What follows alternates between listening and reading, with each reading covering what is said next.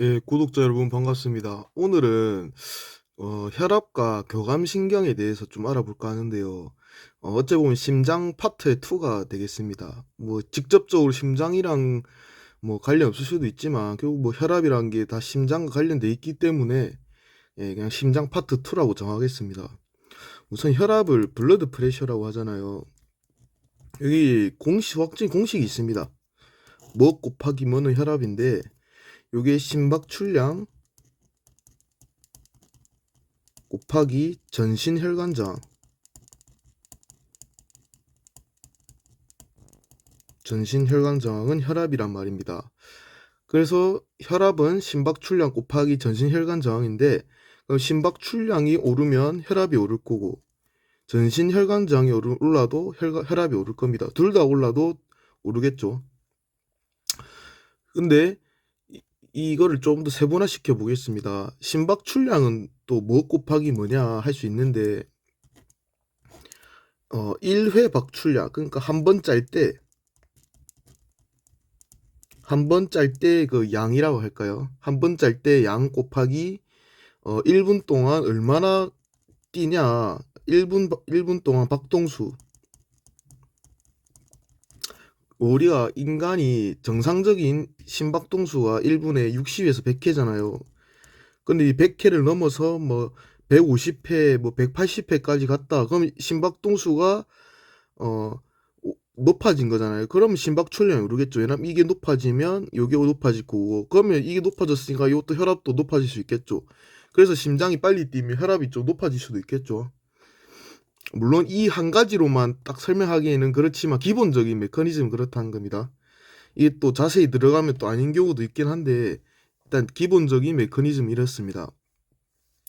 아니면 한 번 짤 때 1의 박출량이라 했잖아요. 한 번 짤 때 많은 양을 짜면 심박출량이 늘 거고 심박출량이 늘면 또 혈압도 늘겠죠. 쉽게 말해서 많이 1분 동안 빠르게 많이 뛰거나 아니면 한 번 짤 때 많이 짜거나 하면 결국 심박출량이라는 것은 증가하고 심박출량이 증가해서 혈압이 증가할 수 있다 이겁니다. 그럼 이제 그 다음으로 전신혈관 저항이 무엇이냐 하면 저항이라 하면 뭔가 좀 못하게 막는 게 저항이잖아요. 혈관 저항이라 하면 예를 들어 이게 혈관입니다. 혈액이 막 잘 지나가요 처음에 이렇게. 근데 혈관이 수축했다 칩시다. 혈관 수축하면 혈관이 어떻게 돼? 좁아지죠. 관이 이렇게 좁아졌어요. 이렇게 넓었던 혈관이 좁아졌다 생각해 봅시다. 그러면 이렇게 막 잘 지나간 애들이 좁아지니까 막 부딪힌다 생각하면 이렇게 막 부딪히면서 잘 못 나가는 게 저항이라 생각하면 됩니다. 저항. 그러면 혈관이 수축하면 저항이 커진다 이 말이겠죠. 근데 저항이 커지면 혈압이 높아지잖아요. 그럼 이 3단 논법에 의해서 혈관이 수축하면 혈압이 오른다 이거죠. 왜냐하면 혈관이 수축하면 저항이 커지고 저항이 커지면 혈압이 커진다 이거잖아요. 결론적으로 이게 기본적인 메커니즘인데 여기 영향을 주는 것들이 있습니다. 그러면 혈관 저항을 높이려면 아까 혈관 수축을 하면 된다 했잖아요. 수축하면 좁아지니까 저항이 커진다 했잖아요. 그럼 무엇이 이 혈관을 수축하게 만드냐 했을 때 기본적으로 우리가 대표적으로 노르에피네프린이라는 신경 전달 물질이 있습니다. 이 노르에피네프린이라는 애는 어디서 시작되냐면 티로신이라는 게 있습니다. 티로신.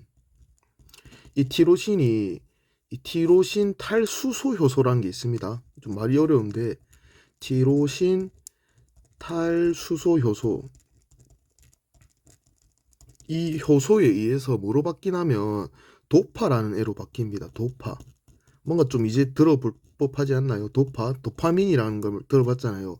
네, 이 도파에서 도파민으로 바뀝니다. 이 과정에서 이 또 도파의 중간 효소가 거쳐야지 도파민이 되는데 이게 이제 도파 디카복실아제라 해서 이 한글로 하면 도파 탈이산화탄소 효소 이래 되겠습니다. 네, 탈이산화탄소 효소.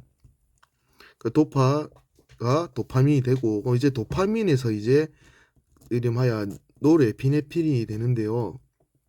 여기도 또 도파민 베타 뭐 하이드록시라제라고 뭐 복잡한 애가 있습니다. 그러니까 결국 중요한 건 제가 얘기하고 싶은 거는 결국 이 노르에피네프린은 도파민으로부터 만들어진다. 이걸 얘기하고 싶었던 겁니다.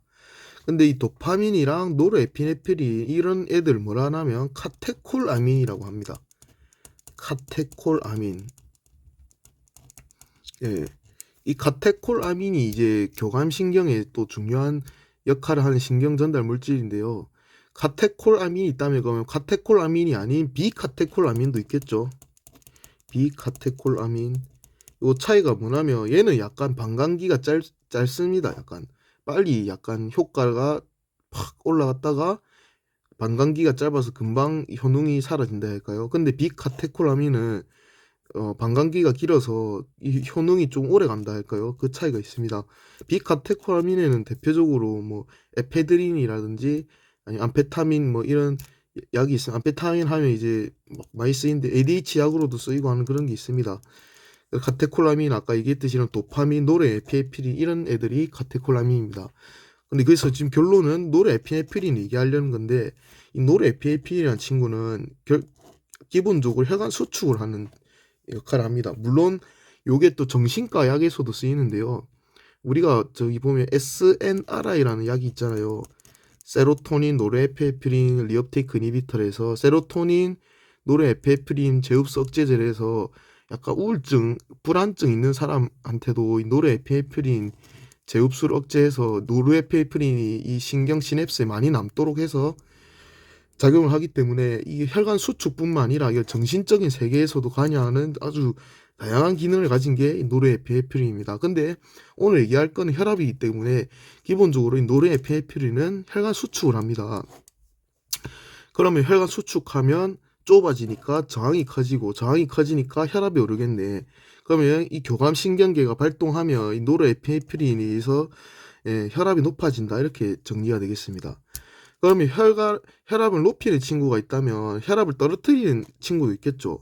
뭐 대표적으로 산화질소에서 이산화질소, 산화질소에서 NO라고 하는데요. 요게 약간 어떨 때 나오냐면 산소가 우리 혈중에 산소 농도가 떨어지면 요 혈관에 있는 이 내피에 있는 세포가 이 산화질소를 만들어서 근데 이 산화질소를 만듭니다. 이 산소가 이걸 막 쓰려고 만든다 하는 것 같더라고요. 그러면 이 역할이 뭐냐? NO는 혈관을 이완시킵니다. 확장시킨다 해야 될까요? 반대 역할을 하는 거죠. 노르에피네프린은 혈관을 수축시킨다면 NO 얘는 혈중산소가 떨어진 상황에서 NO가 막 분비되는데 NO는 혈관을 확장시킵니다. 그러면 어떻게 되겠어요? 아까 전에 반대로 생각하면 저항이 컸던 이 좁았던 관에서 관이 확장되니까 저항이 떨어지겠죠. 그래서 전신혈관 저항이 떨어지면서 혈압은 떨어집니다. 그래서 혈관이 확장되면 저항이 떨어지기 때문에 혈압이 떨어진다. 그래서 혈관 확장하면 혈압이 떨어진다. 이게 반대 개념이 되겠어요. 그럼 이제 심박출량도 한번 살펴볼 필요가 있는데요. 심박출량에 이제 뭐 어떻게 하면 심박출량이 늘릴 수 있을까요? 한 번 짤 때 많이 짜거나 많이 빨리 뛰면 되겠죠. 그러면 많이 짜거나 빨리 뛰면 되는데 그러면 양을 한번 늘려볼까요? 양을 늘리려면 어떻게 해야 될까요? 혈액량이 많아지면 되겠죠. 전신에 이 체액이 혈액량이 많아지면 심장이 기환하는 혈액량도 많아지기 때문에 한 번 짤 때 좀 많이 짤 수 있겠죠. 그러려면 어떤 유명한 시스템이 하나 있는데 이름하여 바로 RAAS 시스템입니다. RAAS 시스템입니다. 이거는 제 동영상에 또 이거 관련해서 있긴 한데 한 번 더 얘기해 보겠습니다. 우리 RAAS 시스템이라면 레닌, 안지오텐신, 알도스테론 시스템입니다. 우리가 혈량이 부족한 거를 여기 우리 신장, 콩팥, 키드니에서는 이 센서가 있어서 이거를 약간 혈류가 부족한 상황을 감지를 합니다. 왜냐하면 신장으로 약 심박출량의 한 4분의 1 정도가 이 신장을 막 거치는데 이게 혈량이 부족하면 이 신장에서 비상사태다 하면서 비상사태 하면서 어떻게든 혈량을 높이려는 방향으로 갑니다. 혈량을 높이려고. 왜냐하면 혈량 떨어진 거를 이 센서가 인지했기 때문에 혈액량 높이려고 뭘 분비하냐 신장에서 레닌을 분비합니다. 레닌을 분비합니다. 레닌을. 신장에서 레닌을 분비하면 이 레닌은 어떤 역할을 하냐면 기본적으로 안지오텐시노겐이란 게 있습니다. 항상 뭔가 뒤에 노겐이 붙으면 전구 물질이라서 뭘 할 수 있는 상태가 아닙니다. 요거는 일단 기본적으로 간에서 만들어져요. 간에서. 네.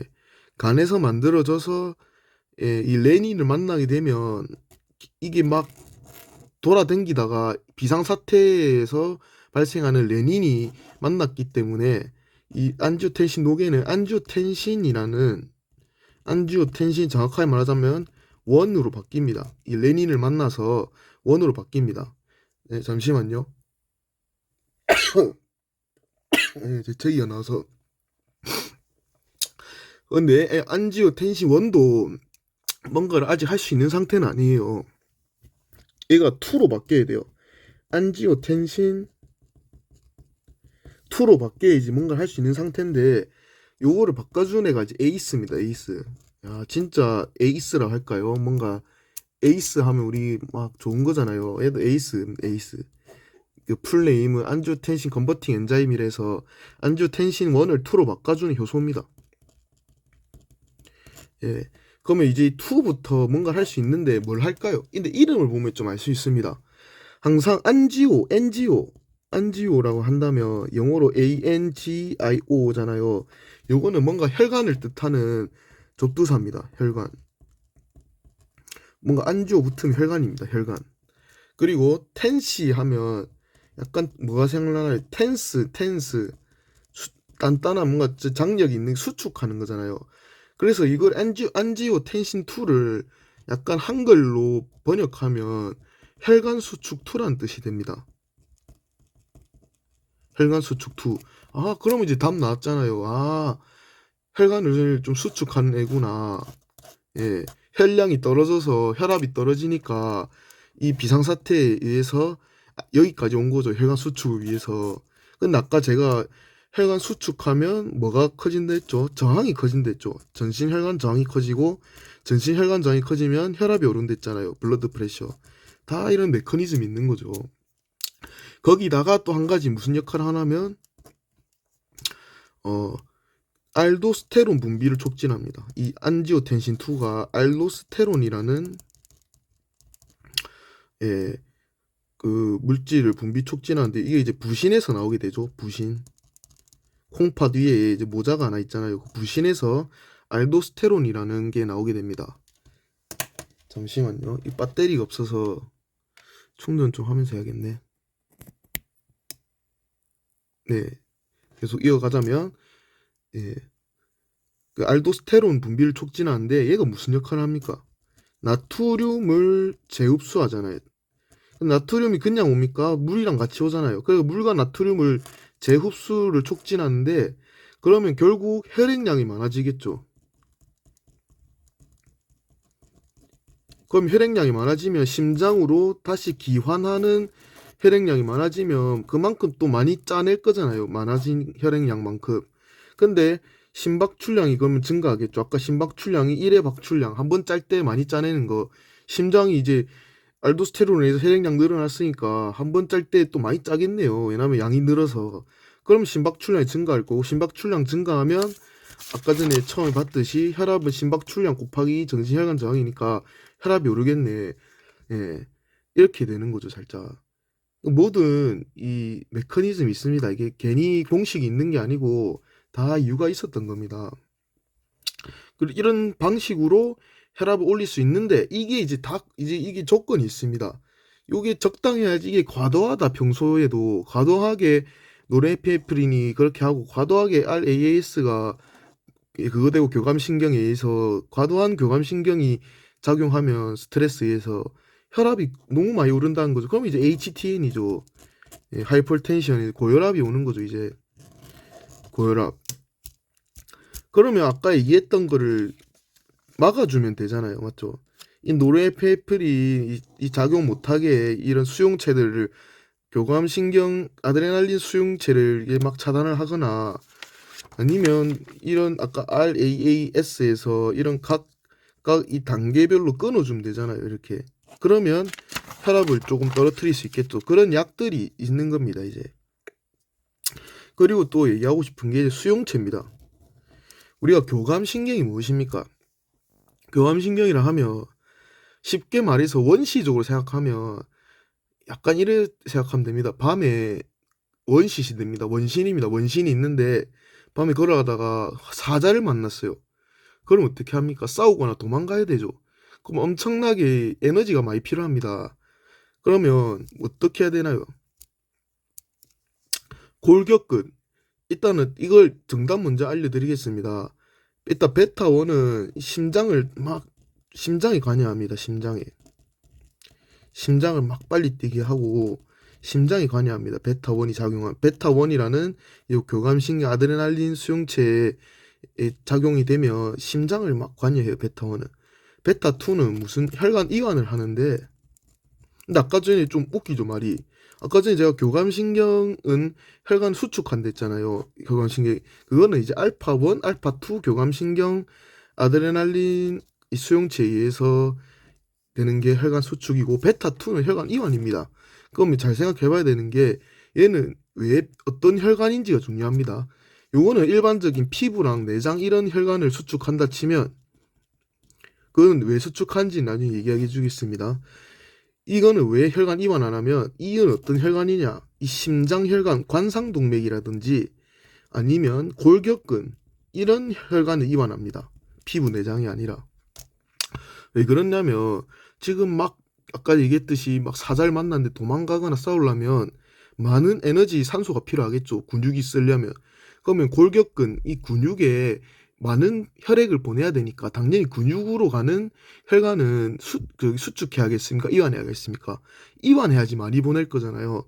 그러니까 그런 상황에서 베타2가 작용하게 되면 이 골격근에 혈관이 확장돼서 근육이 많은 피를 먹고 일할 수 있도록 더 효율적이게 싸우든지 도망가든지 할 수 있도록 혈관 이완하는 거고 이 관상동맥이라는 심장 혈관도 심장이 막 싸우고 하다 보면 에너지를 필요하니까 심장이 빨리 뛰겠죠. 그 심장도 일을 많이 해야 되니까 심장도 에너지가 필요하다고요. 그래서 심장 혈관도 확장되고 골격근 혈관 확장되는데 이 알파1, 알파2는 내장이랑 피부입니다. 지금 내가 당장 죽게 생겼는데 이 내장의 혈관 내장이 뭐 돌아가고 피부가 중요합니까? 그걸로 혈액을 많이 보내봤자 소용없잖아요. 죽게 생겼는데 거기로는 혈액을 많이 안 보내도록 수축하는 겁니다. 그러니까 약간 선택과 집중이라 할 수 있죠. 당장 필요한 골격근이나 심장으로 가는 혈액은 이완시키고 혈관은 알파1, 알파2라고 하는 여기는 수축시켜서 일로는 혈액이 많이 못 가게 해서 여기 몰빵해 주는 거죠. 약간 베타2 작용에 의해서 그런 기본 메커니즘이 되겠습니다. 그래서 정리하자면 혈압이 무엇인지 교감신경이 무엇인지 간단하게 얘기했고 이런 노르에피네프린 역할까지 얘기했고요. 또 뒤에 아까 넘어가서 RAAS가 무엇인지까지 간단하게 설명해 봤습니다. 네, 시청해 주셔서 감사합니다.